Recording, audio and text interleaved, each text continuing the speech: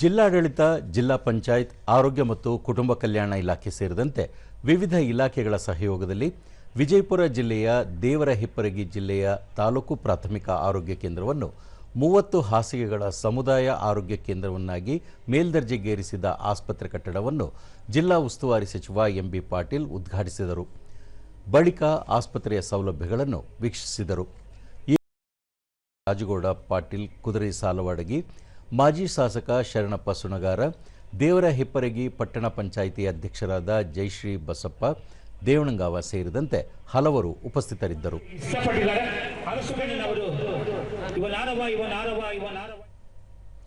ಬಳಿಕ ಎಂಬಿ ಪಾಟೀಲ್ ದೇವರಹಿಪ್ಪರಗಿ ಸಮುದಾಯ ಆರೋಗ್ಯ ಕೇಂದ್ರಕ್ಕೆ ಅಗತ್ಯವಿರುವ ವೈದ್ಯಕೀಯ ಸಿಬ್ಬಂದಿ ಸೇರಿದಂತೆ ಎಲ್ಲ ಸೌಲಭ್ಯ ಕಲ್ಪಿಸಲು ಸಂಬಂಧಪಟ್ಟ ಸಚಿವರೊಂದಿಗೆ ಚರ್ಚಿಸಲಾಗುವುದು.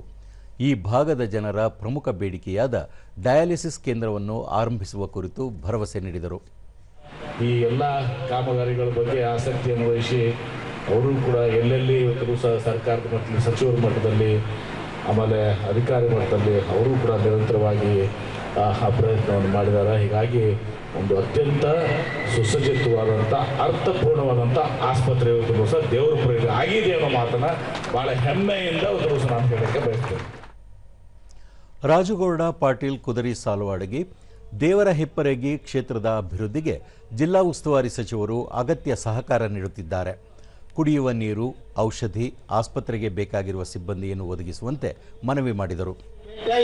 ನಮ್ಮ ದೇವರಹಿಪ್ಪರಿಗೆಯಲ್ಲಿ ದೊಡ್ಡ ಬಿಲ್ಡಿಂಗ್ ಆಗ್ಯದ, ಆದರೆ ಪ್ರೈಮರಿ ಹೆಲ್ತ್ ಸೆಂಟರ್ ಅದ, ಅದು CHC ಆಗ್ಬೇಕನ್ನಂತ ಅದನ್ನ